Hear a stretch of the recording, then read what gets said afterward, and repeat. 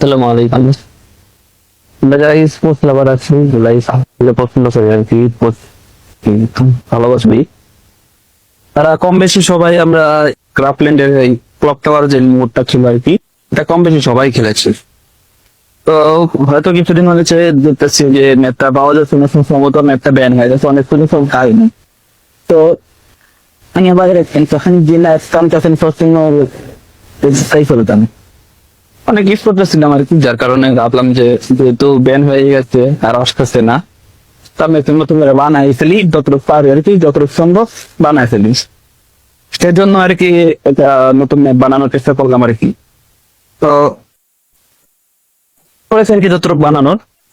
এরপর কিছু কিছু খুদ আছে, যেমন জোনটা বসনি, পরে এই জোন জোন যেহেতু নাই আর কি, সেজন্য এই দেয়াল গুলা বসাই দিয়েছে আর কি, জোন যেখানে ছিল আর কি।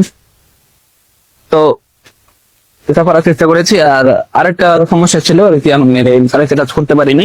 যেমন আমরা যখন এখানে যেমন একটা লবি ওয়েটিং লবি যেটা ছিল আর কি, 10 সেকেন্ড ওয়েট করতাম, এখানে থাকতে অবস্থায় যে স্টোরটা চলে আসতো, এখান থেকে আমরা গান কিনতে পারতাম। তা আবার সেল করতে পারিনি, যার কারণে এই ভেন্ডিং মেশিনটা বসাই দিয়েছে আর কি, এখান থেকে তোমরা যখন রাউন্ড পুরো হবে তখন আর কি গান কিনে নিয়ে আনতে পারবা আর কি। এটাই এই দুটো সমস্যা ছিল। এছাড়া ম্যাচ ছিল তোমার 7 রাউন্ডের ম্যাচ। আশা করি ভালো লাগবে শুনতে, বাবা খেলে।